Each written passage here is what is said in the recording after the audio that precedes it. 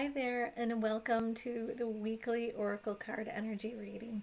I know I can never come up with a simple title. It's the world's longest title. But basically, what this is I pick particular decks based on the energy of the week, or sometimes I use my pendulum, wherever my pendulum is, if I'm having trouble kind of discerning which decks would be best for us to receive messages from for the week. It's stuff for you to listen, kind of take what resonates throughout the rest. It's sort of challenging you to tap into your intuition, find those little things that are just messages for you. Sometimes it can be reminders, sometimes it can be forms of encouragement, sometimes it can be forms of clarity. But it's just nice to have something, for me it is at least, it's nice for me to have something else to focus on instead of my worries, fears, and doubts, right? This is something that I can sort of just tuck in the back of my mind as like, this is the energy that I need to be focused on. So when we're talking about energy, we're always pulling in for our highest good. This is something I do every Monday for my Soul Journey membership. It's part of the membership. But one of my membership members suggested that maybe I do this separate for people that maybe don't want to invest in the Soul Journey membership, but just want to get those weekly readings. I'm not forecasting your future. I'm not telling you what choices to make. I'm just reading the cards, or I'm picking the cards, pulling the cards, and then I'll read from the book. Each Oracle deck comes with its own little booklet, and then probably put my 2 cents in there. But it's really for you, just to listen to, reflect on, take away what you need. So for more information, I'm going to put that out in my newsletter. If you're not on my newsletter list, you won't know it. So I'm probably going to put it on social media as well.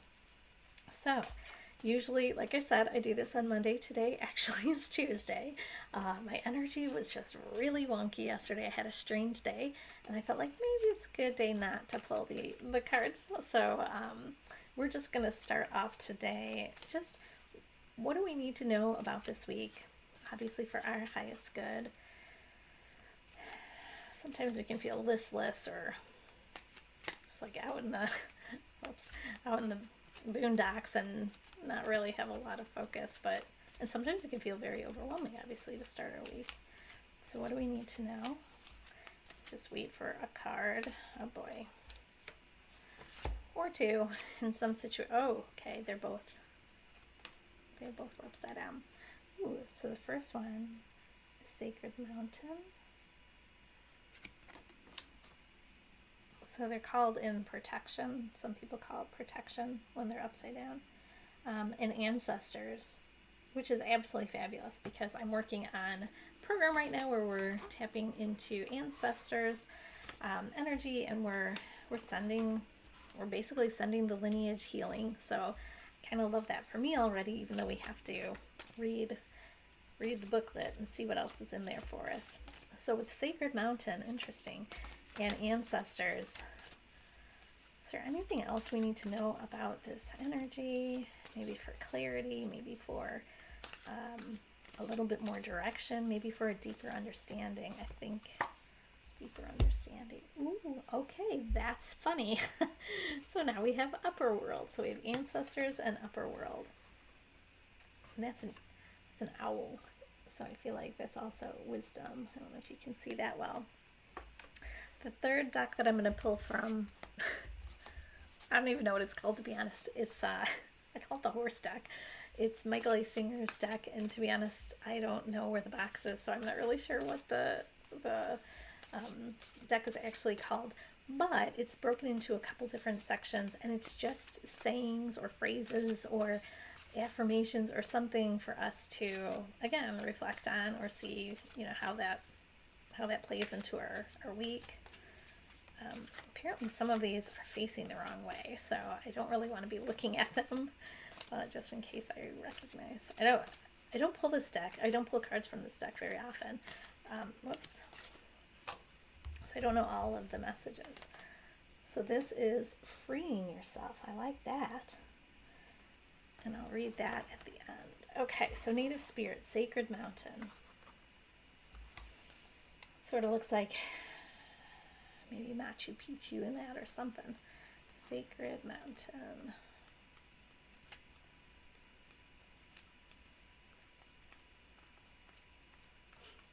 It's alphabetical, but it still took me a bit.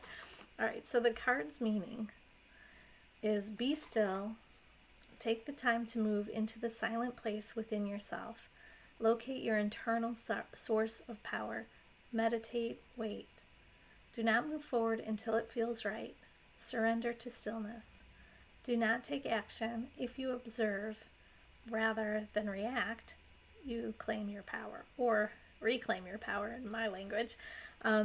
It's funny, I pulled cards earlier, and one of the cards was stillness, saying non-action is just important in change as action is, taking that time to rest and play and stuff like that. So I like that that message has come up multiple times, so some of us probably need to hear that.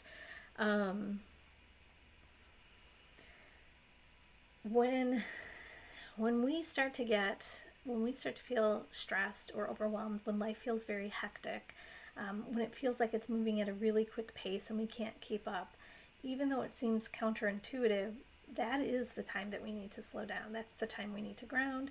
That's the time that we need to take some deep breaths. If you can meditate, if you can't, go out and just walk in nature or exercise in whatever way that feels good for your body to just release and dissipate that energy that's in the physical body. But I like the fact that they say when you are still, when you are within yourself. I don't know, that sounds kind of strange when I say it out loud.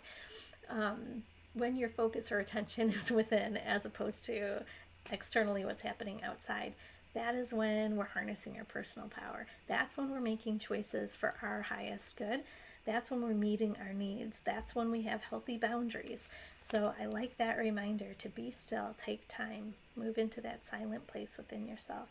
So your native spirit wants you to know, from the vantage point of the sacred mountain, your power grows. In silence, you'll find your sacred witness. Your sacred witness. It is dwelling with it. It is the dwelling place of your soul. In peace, seek and discover your truth. Move past the hustle and clatter of life into sweet quietude. If you're in pain, don't lash out. Go into it until you find the source so it can be healed. Resist the temptation to indulge in feelings of stress, urgency, and emergency. Your power is born in silence. This peace gives birth to your serenity. Seek solitude and listen to the voice of your higher self and awaken your inner wisdom. This I really, really like. I mean, obviously I'm always asking people to trust their intuition, to honor their inner voice, honor their inner wisdom, believe that they have inner wisdom, believe that they have intuition, sometimes even. But I think it's just what I said, right? When we're able to kind of put that stuff that is more of a distraction than a help, when we're able to push that aside and just find that quiet resolve within, that's when we start to get our answers. So the journey is travel to the peaks of the hallowed mountains. Your third eye. And if you can't do this in person, travel in your meditation. Imagine yourself atop a high peak. You can see the world in all directions. Give thanks and offerings to the mountain. Again, in your mind, if you can't go to a mountain. Wherever you encounter them, the spirit of mountain will deeply appreciate your gift. I like this. There's a lot of messages with Indigenous cultures that you always give back to the earth, you always give back to nature. And if we're seeking support or guidance from an element of nature, whatever that might be, in this case, it's a sacred mountain, we want to offer something. So if you're physically outside, you can offer something like cornmeal. Traditionally, it could be tobacco, but we don't want to do that to the animals that are outside. But you can offer something, maybe a flower petal, or maybe I went on a journey and vision quest, and I couldn't find one of my crystals that I'd brought with me. That was my gift to nature. So, whatever you want to leave that's safe, again, safe for nature to encounter, we do that. And we offer our thanks and gratitude. When we can return to that place of gratitude, it sort of helps dissipate some of that pressure of like, I don't have enough, or I'm not there yet, or maybe even I'll never get there, I'll never have it. So I feel like this sort of just opens up that energy for us. And the second card from this deck was Ancestors.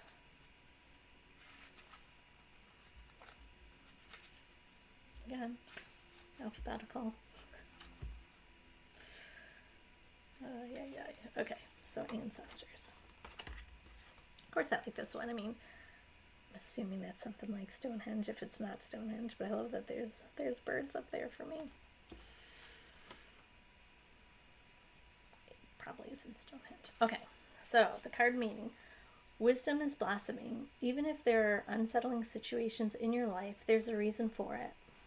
I know, that's a hard pill to take. And much good will occur as a result. Your ancestors are sending you incredible support to fulfill your dreams. Be aware of the coincidences, signs, and synchronicities around you. Watch for messages from your forebears.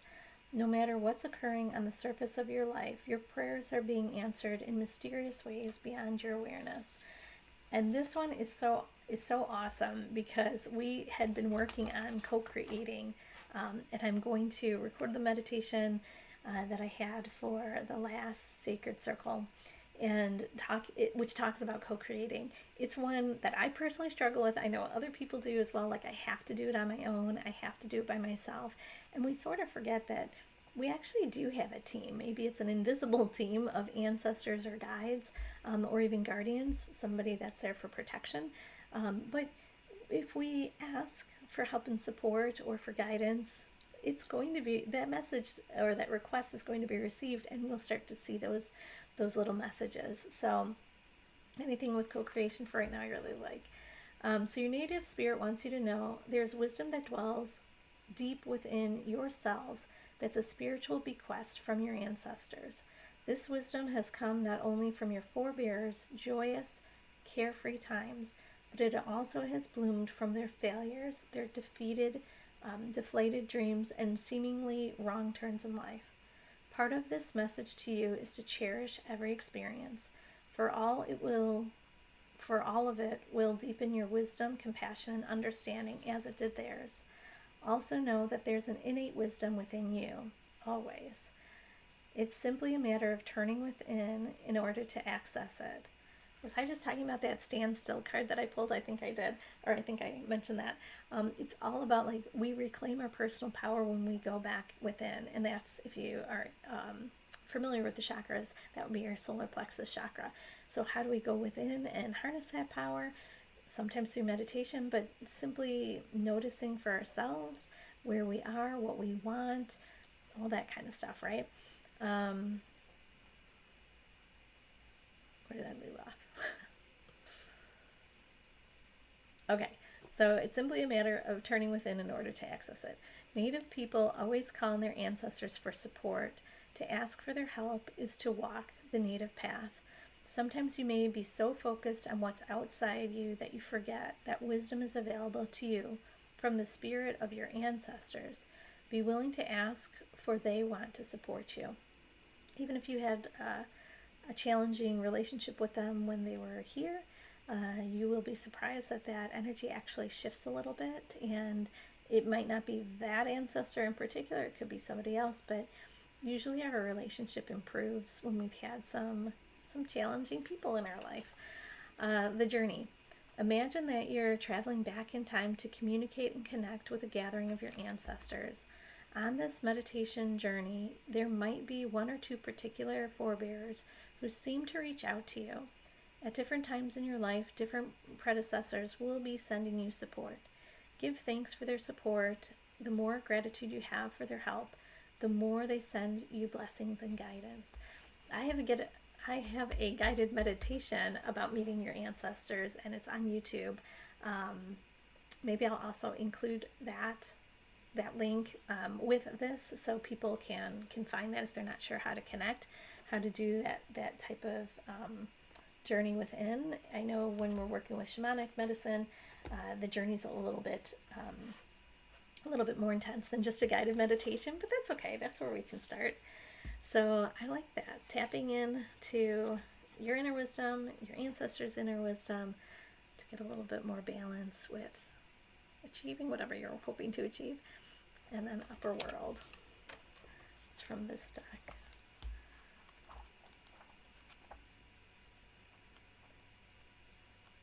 Okay, so it says the essence. Angels, divine helpers, and the ancient ones, and all varieties of luminous beings populate the upper world. It is the place where you go to retrieve your destiny and find out who you will become. Discover your great potential and undreamt of possibilities.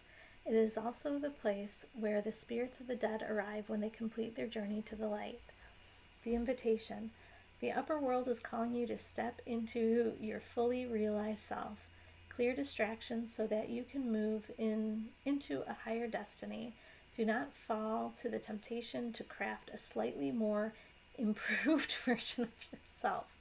What you perceive as a problem or an obstacle is in fact the irritation you need to take to take the great leap. It's making me laugh because I feel like this is coming up so often. I hear always that people want to, not even the political stuff, but I want to go back to who I used to be. And I'm like, you don't, because you have new perspective, you have new wisdom. You want to discover who you are now, who this version of you are. I don't know if I was clear with that sentence, but you want to rediscover who you are now, basically. And so I'm kind of chuckling because the problem and the obstacle can sometimes be us, right? I just saw somebody lovely that I know had posted on social media that like the moment that you realize that all the struggles in life you were the cause of, basically, like you were creating your roadblocks, or you were creating missed opportunities out of fear or whatever it might be. And when we have that realization, we just want to well, not strangle ourselves, but we're like, we got to try to do better and to really follow our heart and not follow our fear.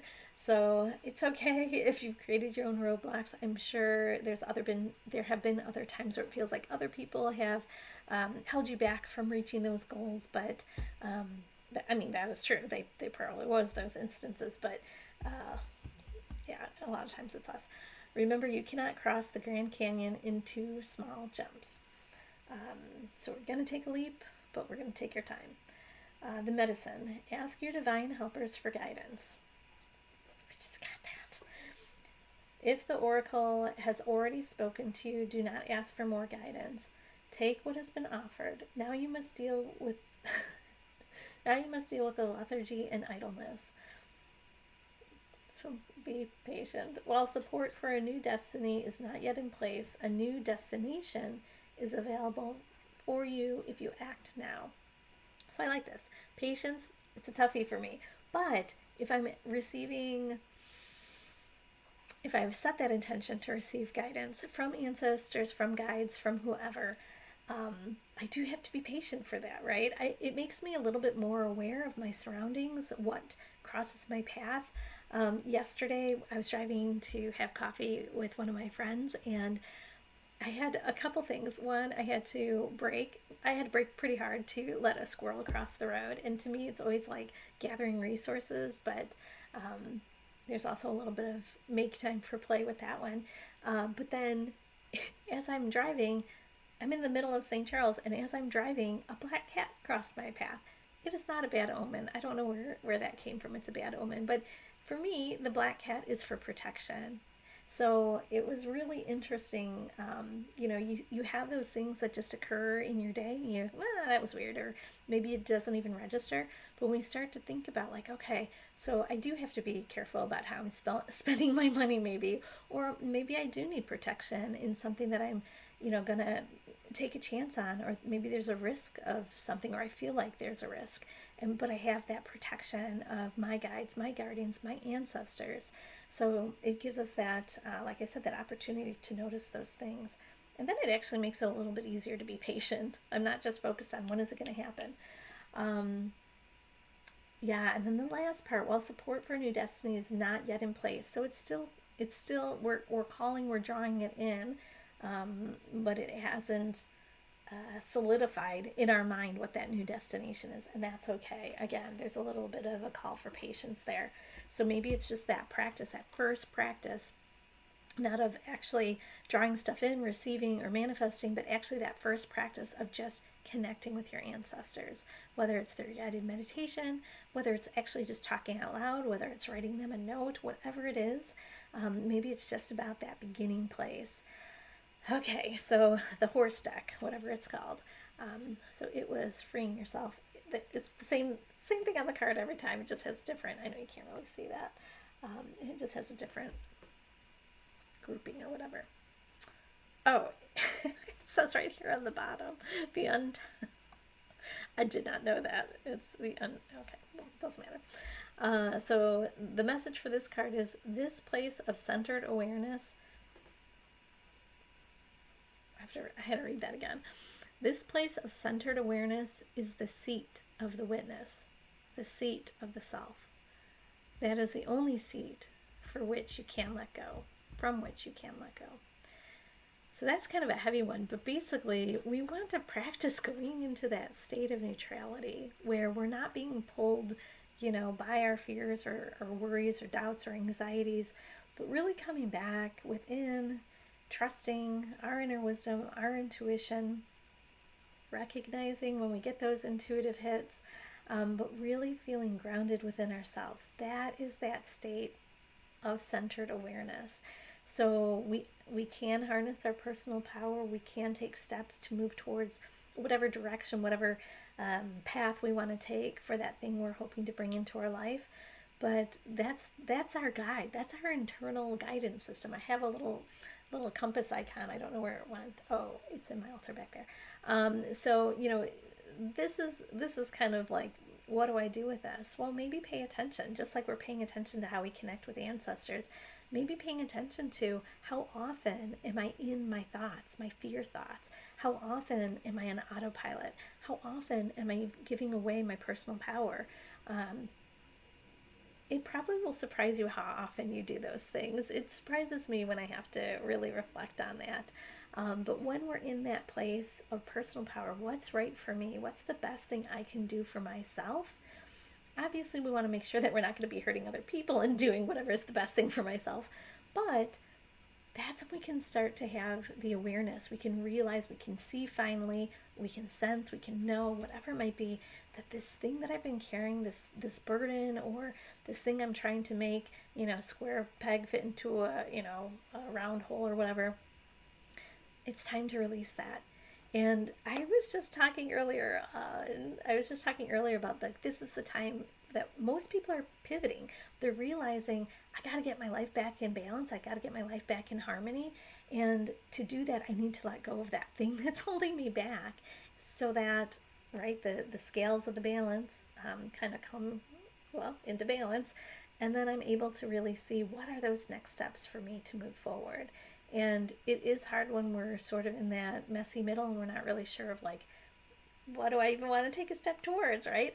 But this is that time that we're going to be asked to do that. The other interesting thing about that letting go piece is, if you have a plan, because I've been talking to a few of my friends and we've been saying, like, do I just want to scrap the whole thing and start fresh? Do I want to completely move away from my career, that thing that I've built for myself, and do something totally different? A lot of people are at that place, and we can't make that decision and feel good about it unless we're standing firm in our power, unless we're within ourselves, tapped into our higher knowing, our intuitive wisdom, and making that choice from, it's all the chakras, but from the solar plexus, bringing us forward. So, that part's exciting. So maybe we're taking little baby steps to ask for guidance, and maybe we're wondering, like, is this a time for change? And it doesn't have to be drastic change. You don't have to ditch your entire career, but maybe it's thinking about, I have a client moving away from where you're currently living. Or maybe it's time to think about, do I want to go back to school? Or maybe it's time to think about, do I want to create more healthy patterns for myself, more healthy habits? Do I want to work on boundaries or communication? So it doesn't have to be like, I'm throwing it all away, but you start to think about, where have I been putting a lot of my attention and I haven't seen the results yet? So whatever's holding me back, maybe it's time to let that go. Okay, so it's a lot of words. We'll just say energy for the week. If you find this helpful, again, take the stuff that resonates, leave the rest. But if you find this helpful and would like to receive the weekly readings, energy readings, I know I have to shorten it because it's a lot of words, but if you'd like to receive that, I'm going to put it up on a platform called MemberVault, and I'm going to do it for a really low price. If you're thinking about maybe what is this soul journey membership, we meet a couple times a month. We do a coaching call, and then we work with the energy of we're working with the energy of the lunations, the new moon, the full moon, but we're going to be meeting on the full moon nights to do healing and integration with whatever the theme was that we had talked about prior to that full moon. And this, so I do it seasonally, obviously. It's autumn soul journey membership for the autumn. And this time we're going to be focusing on that harmony and that balance, but for us, mind, body, and spirit. So where do I need to support myself, or how do I need to support myself to feel like I have that balance, that harmony in each of those areas? I think sometimes the body for women can be a challenge. There's going to be an extra healing in there each month because I'll be doing the sacred circle. And then also I'm going to be doing a healing for women called the Rite of the Womb, which I'm super excited about. It's a shamanic practice. And I'll be testing it out with some of my friends and see how they like it, and then I'll be able to bring it to you. And that will actually be free. The rest of the stuff, there might be some charges. But yeah, if you want more information, you can always reach out to me at mary@reversejourney.com. Again, lots of long things. I will see if I can attach the link. I know I was going to do the guided meditation for connecting with your ancestors, so I'll see if I can do that also for this. But if you, again, have any questions, you want to head over to my website, you can always do that as well. And obviously, I will be back next Monday. You're welcome to join me as well. I'll put more information about MemberVault up hopefully soon.